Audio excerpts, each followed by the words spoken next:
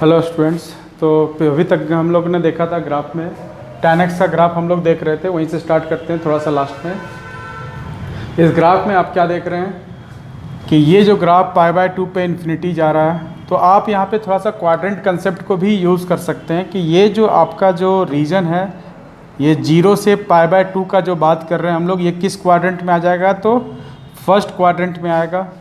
आप देखिए फिर ये आपका फर्स्ट क्वाड्रेंट है, ये आपका π/2 से पाई तक देखें तो ये हमारा सेकंड क्वाड्रेंट हो रहा है। पाई से 3π/2 है तो ये थर्ड क्वाड्रेंट है। फिर अगेन ये फोर्थ क्वाड्रेंट दिख रहा है। तो tan x का जो वैल्यू है,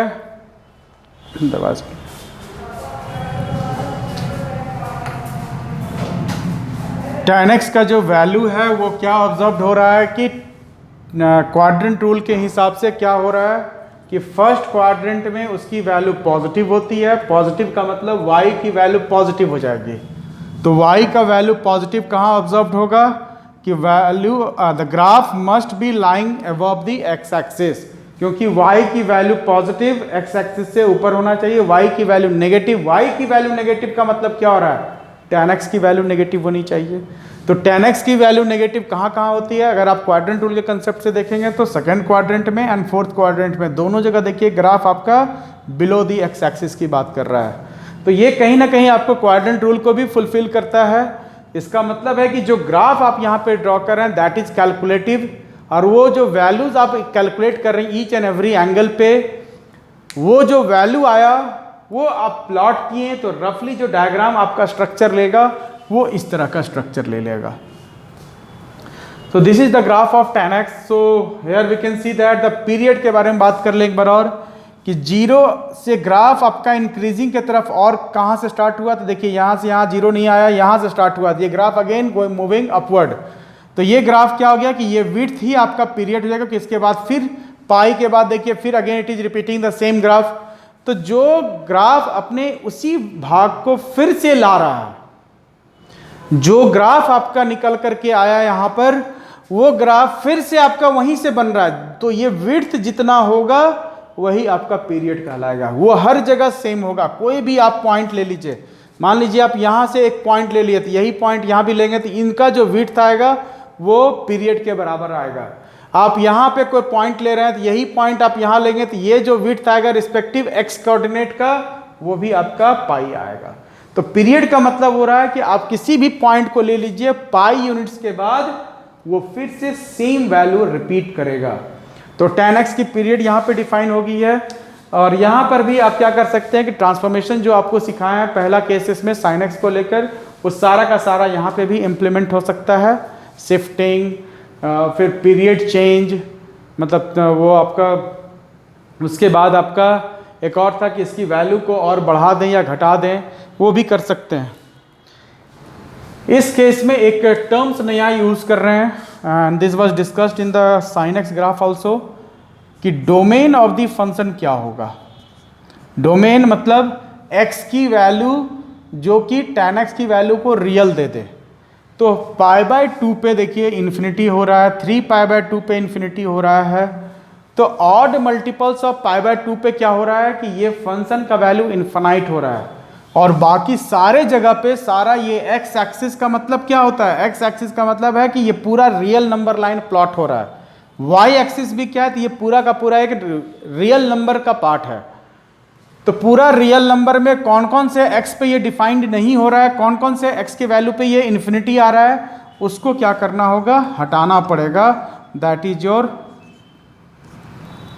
ऑड मल्टीपल्स ऑफ π/2। तो ऑड नंबर को दिखाने के लिए 2n+1 और ये π/2 ये हो जाएगा।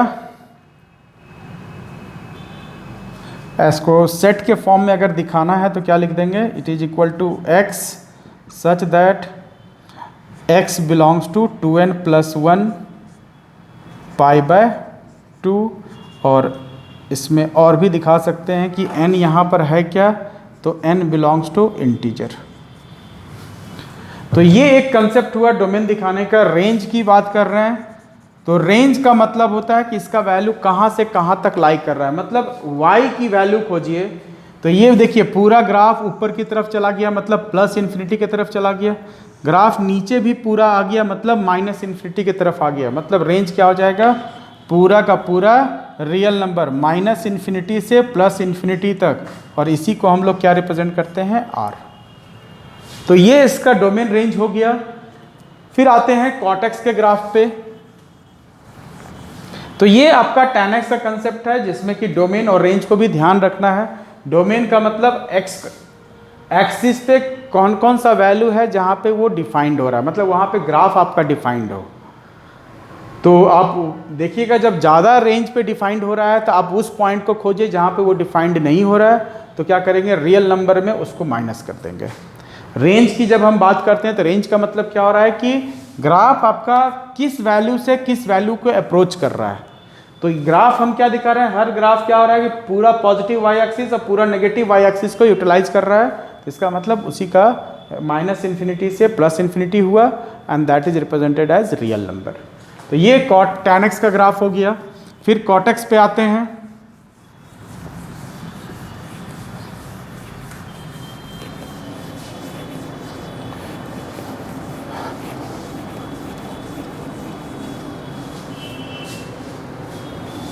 y equals to cot x, इसके ग्राफ पे जब हम बात करेंगे तो इनकी भी ग्राफ जो होगी tan x से मिलता जुलता होगा।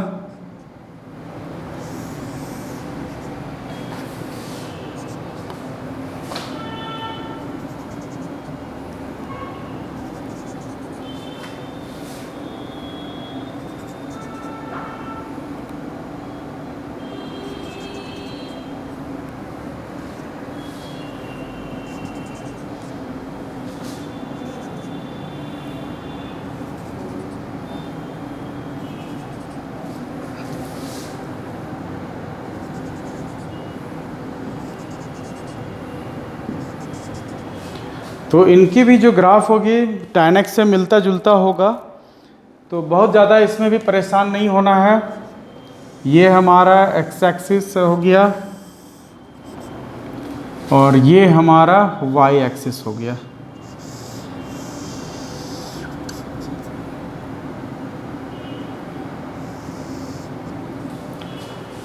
तो अब ग्राफ की जहाँ तक बात करें तो x इक्वल्स टू 0, तो y इक्वल्स टू क्या हो जाएगा, इन्फिनिटी। कॉट 0 हमारा इन्फिनिटी होता है। x इक्वल्स टू π/2, तो y इक्वल्स टू 0। तो ये एक कंसेप्ट दे देता है कि आपको ग्राफ कैसे प्रोसीड करेगा। 0 पे इन्फिनिटी मतलब पैरेलल लाइंस मूव करा देंगे। π/2 पे 0 मतलब 0 x एक्सिस पे आएगा, और फिर ये आपका नेगेटिव। क्यों?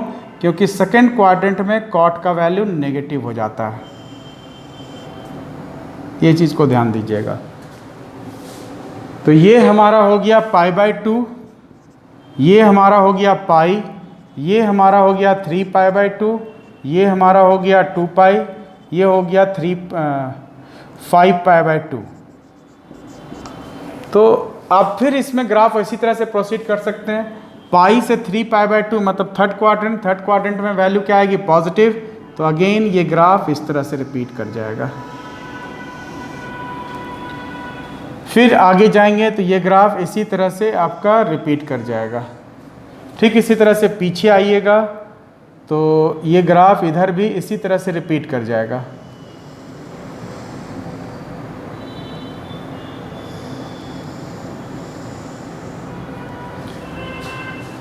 इसमें भी आप पीरियड ध्यान दीजिएगा। तो पीरियड क्या हो जाएगा, पीरियड ध्यान दीजिएगा। तो पीरियड इसका भी आपका कितना आ रहा है, पाई आ रहा है। तो ये वैल्यूज़ पे कंसंट्रेट करता है। आप अगर कंसंट्रेट करके वैल्यूज़ को देख रहे हैं तो बहुत ज़्यादा तकलीफ़ आपको नहीं आएगी इसमें।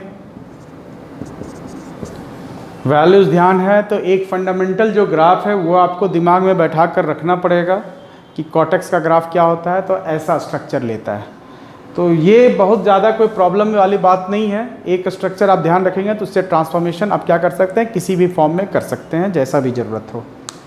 तो ये कॉटेक्स का ग्राफ हो गया। अब आते हैं सेक एक्स पे।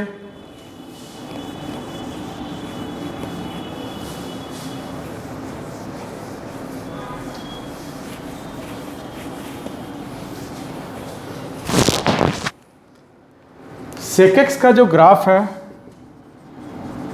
ये क्या कहता है कि 1/cos x होता है। तो इसका मतलब जहाँ जहाँ cos x 0 होगा वहाँ पर sec x डिफाइंड नहीं होगा। तो आप cos x का ग्राफ देखिएगा और उसमें देखिएगा कि x एक्सिस को जहाँ जहाँ वो कट कर रहा है, पहला चीज़ है कि वहाँ पर ये वैल्यू इन्फिनिटी हो जाएगा, पहला चीज़। दूसरा चीज़ पे ध्यान दीजिएगा, तो cos x की वैल्यू जो थी वो -1 से 1 के बीच में लाई कर रहा है। तो sec x का जो वैल्यू लाई करेगा वो इसको छोड़ करके बाकी सारा, तो r -1 से 1 तक हटा दीजिए तो इसके बीच में लाई करेगा। तो ग्राफ हम जब इसका बनाएंगे तो इसका स्ट्रक्चर कैसा होगा वो चीज़ को ध्यान देना है कि ये आपका 1 का वैल्यू का ग्राफ है मान लीजिए, और ये आपका -1 का है। तो क्या होगा कि इसके बीच में ग्राफ लाइन नहीं करेगा, क्योंकि cos x का वैल्यू जहां लाई कर रहा है sec x का वैल्यू लाइन नहीं कर सकता है। क्यों?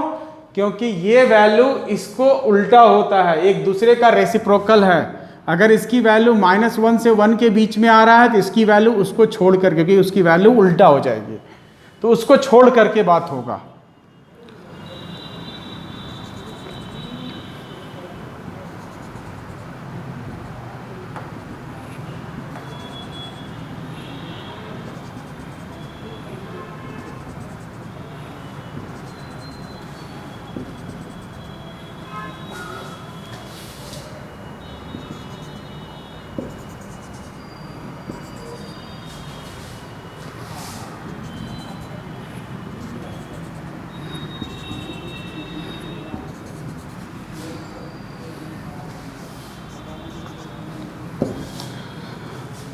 cos 0 1 तो sec 0 भी 1 हो जाएगा। cos 90 डिग्री पे आपका इन्फिनिटी होता है, तो ये ग्राफ आपका जो स्ट्रक्चर लेगा वो इस तरह से ले लेगा। तो ये हमारा कितना हो जाएगा π/2, ये हमारा हो गया पाई, ये हमारा हो गया 3π/2, ये हमारा हो गया 2π, ये हो गया 5π/2, ये हो गया 3π, और ये हो जाएगा 7π/2, और ये हो जाएगा 4π। ठीक उसी तरह से इसका नेगेटिव वैल्यूज़ भी आप ले सकते हैं आप चाहें तो, क्योंकि वाई एक्सिस को थोड़ा सा रेड मार्क कर देते हैं, उसमें कन्फ्यूज़न ना हो, बोल्डली दिखे आपका वाई एक्सिस कहाँ पे है और एक्स एक्सिस कहाँ पे है। तो ये आपका ग्राफ हो गया, कहाँ से कहाँ रीजन में दिख रहा है, तो -π/2 से ये आपका -π/2 हो गया, ये -π हो गया, -3π/2 हो गया, -2π हो गया। तो ये ग्राफ स्ट्रक्चर आप देख रहे हैं। तो फिर π/2 से आप sec x का ग्राफ देखिएगा, तो ये आपका फर्स्ट, सेकेंड, थर्ड, फोर्थ, तो फर्स्ट में पॉजिटिव होता है sec x, फोर्थ में पॉजिटिव होता है, तो इन दोनों में क्या हो जाएगा नेगेटिव नेगेटिव, मतलब π/2 से लेकर 3π/2 तक ये पूरा का पूरा नेगेटिव होगा। तो इसका मतलब π/2 से 3π/2 तक ग्राफ कहाँ होगा, ऊपर या नीचे, तो नेगेटिव बोल रहे हैं मतलब ये नीचे लाई करेगा। और उसमें बात भी क्या है कि -1 से 1 के बीच में ग्राफ नहीं होगा, उसके बाद ही होगा। तो ये आपका -1 का वैल्यू और ये आपका नीचे हो गया। ठीक उसी तरह से 3π/2 से लेकर 2π तक, 5π/2 तक, फोर्थ क्वाड्रेंट और फर्स्ट क्वाड्रेंट, इन दोनों में क्या हो जाएगा पॉजिटिव। तो ये वैल्यू आपका फिर ऐसे आ जाएगा। फिर इस पे गए तो ये वैल्यू ऐसे रिपीट कर जाएगा। तो आप क्वाड्रेंट भी कंसेप्ट देख सकते हैं कि वो वैल्यू आपका सेटिस्फाई कर रहा है या नहीं कर रहा है, कि क्वाड्रेंट रूल को कहीं ऐसा तो नहीं है कि ओबे नहीं कर रहा है। ग्राफ जब भी आप देखेंगे तो हर रूल्स को वो फुलफिल करना चाहिए। ये आपका इधर हो गया, फिर इसके आगे बढ़ेंगे तो ये आपका इधर आ जाएगा। तो ये आपका स्ट्रक्चर बन गया sec x का। हर एक लूप में आप देखिए, एक लूप पॉजिटिव तो एक लूप नेगेटिव, फिर एक लूप पॉजिटिव तो एक लूप नेगेटिव, ये आपका स्ट्रक्चर इसका बनता है। और ग्राफ आपका क्या है कि -1 से 1 के बीच में नहीं बन रहा है। फिर इसका नेक्स्ट आते हैं डोमेन। तो डोमेन क्या देख रहे हैं इसका, कि सारे रियल नंबर पे ये सेटिस्फाइड है, सिर्फ ये -π/2, π/2, 3π/2, 5π/2 पे डिफाइंड नहीं हो रहा है। मतलब इसका भी सेम जैसे tan x का डिफाइन किए थे आप। तो क्या हो जाएगा ये x such that x belongs to, इसको थोड़ा सा नीचे लिख देते हैं अच्छे से दिख जाएगा, डोमेन आपका क्या हो जाएगा r माइनस x वो पार्ट जो x बिलोंग करता है 2n+1 ऑड मल्टीपल्स ऑफ π/2 और x belongs to z, n belongs to z। जो यहाँ पर इंसर्ट कर सकते हैं वैल्यू z, इंटीजर पुटअप करते जाइए, वो सारा माइनस होते चला जाएगा। फिर रेंज की बात करें तो रेंज आप क्या देख रहे हैं कि इस फंक्शन का वैल्यू कहाँ से कहाँ जा रहा है, तो सारा रियल नंबर ऊपर पूरा जा रहा है, नीचे पूरा जा रहा है, सिर्फ आपका -1 से 1 के बीच में नहीं हो रहा है। और उसमें भी क्या है कि -1 का जो वैल्यू है और -1 का वैल्यू है वो आ रहा है, लेना है, क्योंकि वो sec x का भी पार्ट होता है।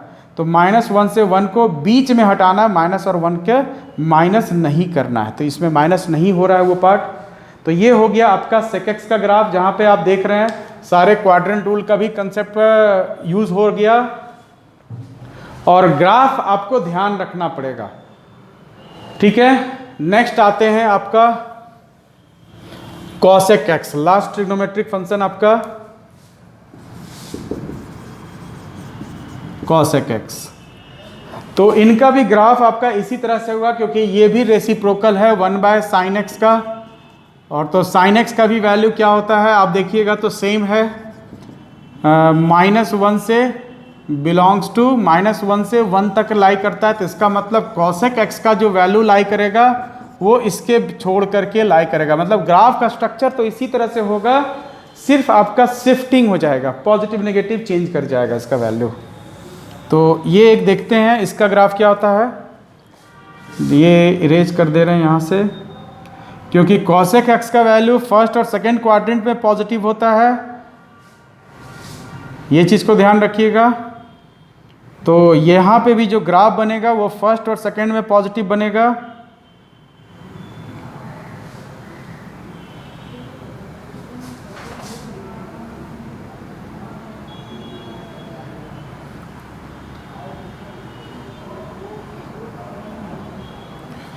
ग्राफ क्या है कि π/2 पे ये 1 हो जाता है, मतलब ग्राफ यहाँ लाई करेगा, 0 पे ये इन्फिनिटी हो जाएगा, क्योंकि साइन 0 0 होता है।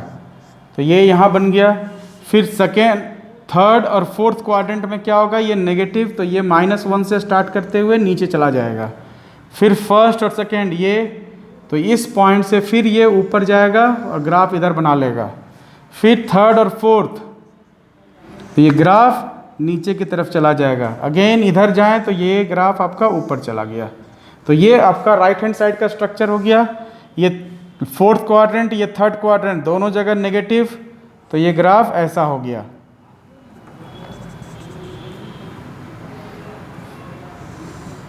फिर ये आपका सेकेंड और फर्स्ट, तो ये ग्राफ ऊपर की तरफ चला जाएगा।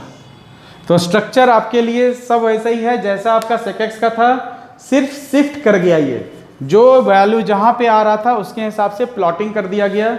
तो इसका डोमेन और रेंज की बात करें तो इसके डोमेन में आप देखेंगे क्या कि सारे रियल नंबर्स ले सकते हैं। इन्फिनिटी देखिए कहाँ कहाँ आ रहा है, 0 पे इन्फिनिटी जा रहा है, पाई पे इन्फिनिटी जा रहा है, फिर 2 पाई पे इन्फिनिटी जा रहा है, 3 पाई पे, मल्टीपल्स ऑफ पाई के टर्म 1 पाई, 2 पाई, 3 पाई, 4 पाई, सारे जगह पे इन्फिनिटी हो रहा है। तो इसमें क्या करेंगे, इक्वल्स टू x, और x क्या होना चाहिए, x belongs to n pi, multiples of n pi, और n बिलोंग्स टू z, कोई भी इंटीजर हो।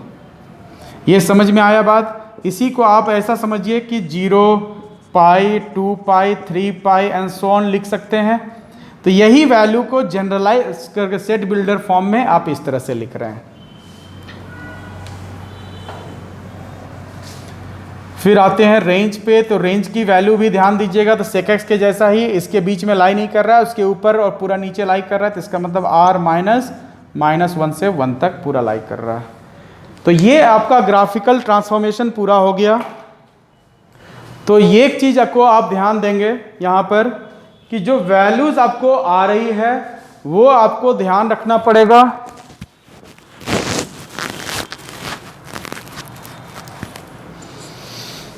वो वैल्यू आपको ध्यान रखना पड़ेगा। ग्राफ का जो बेसिक स्ट्रक्चर है sec x का cos x का, ये फर्दर बहुत ज़्यादा यूज होगा, उसको भी आपको ध्यान रखना पड़ेगा।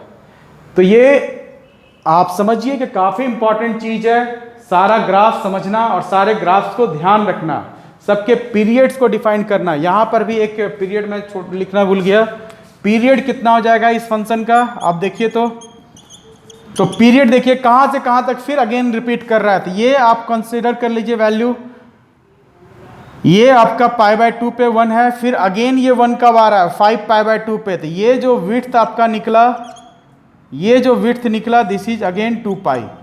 तो इसका भी पीरियड कितना हो जाएगा, जो sin x का पीरियड है वही पीरियड इसका भी हो जाएगा। तो पीरियड भी ध्यान रखना है। तो बाकी सब चीज़ों को ध्यान रखिएगा। एंड नेक्स्ट वीडियो में हम लोग इसके आगे बढ़ेंगे, कंपाउंड एंगल देखेंगे। और ये ग्राफ अब काफ़ी इंपॉर्टेंट है, इनकी अलग व्यू है। जैसे ही कॉम्पिटिटिव क्वेश्चंस में जाएंगे तो ग्राफिकल स्ट्रक्चर बहुत ज़्यादा जरूरत पड़ती है, उस केस में ये बहुत इंपॉर्टेंट है। एक क्वेश्चन मैं आपको प्रीवियस ईयर्स का समझाता हूँ कि कैसे पूछा जाता है कि sin x इक्वल्स टू, मतलब कोई क्वेश्चंस थे उसमें सॉल्यूशंस आपको ये आ गया इक्वल्स टू ये, तो नंबर ऑफ सॉल्यूशंस क्या होगा, नंबर ऑफ सॉल्यूशन कितना होगा। ऑप्शंस था is option A 0, B 1, C 2, D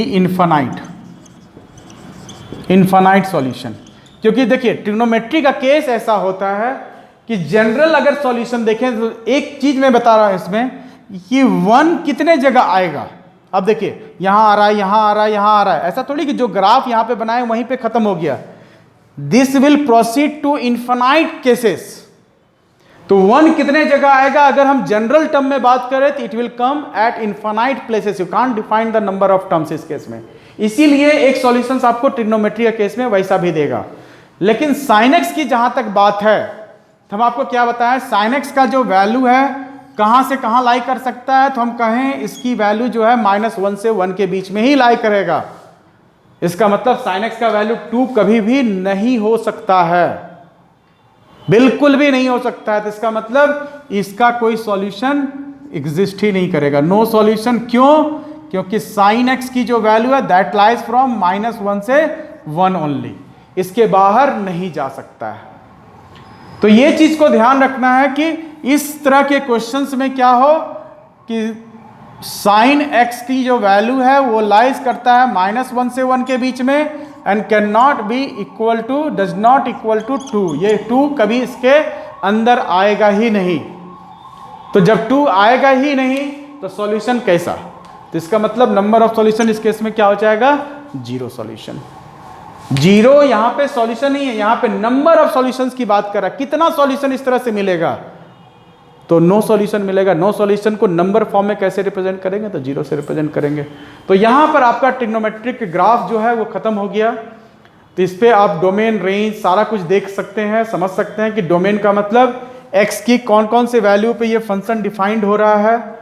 और ग्राफ अगर कॉम्प्लिकेटेड हो रहा है तो आप उसमें ये खोजिए कहाँ कहाँ पे नॉट डिफाइंड हो रहा है, वो पॉइंट्स को हटा देंगे डोमेन से, रियल नंबर से, तो जो वैल्यू बचेगा वो हमारा डोमेन कहला जाएगा। रेंज का मतलब क्या हो रहा है कि फंक्शन का जो ग्राफ है वो y पे कौन कौन सा वैल्यू टच करने की कोशिश कर रहा है। तो आप देखिए 1 से ऊपर पूरा जा रहा है, -1 से नीचे पूरा जा रहा है। तो इसका मतलब 1 से ऊपर पूरा जा रहा है, -1 से इस बीच में लाई नहीं कर रहा है। तो इस बीच को क्या किए हम लोग, माइनस कर दिए। इसी चीज को चाहें आप तो ये भी दिखा सकते हैं कि पूरा नीचे -∞ से -1 तक, -1 को लेना है यूनियन, फिर ऊपर में 1 से लेकर इन्फिनिटी तक। तो ये दोनों सॉल्यूशन एक ही हो गया। तो यहाँ पे आज आपका ट्रिग्नोमेट्री का ग्राफ खत्म करते हैं। Thank you very much, enjoy your day.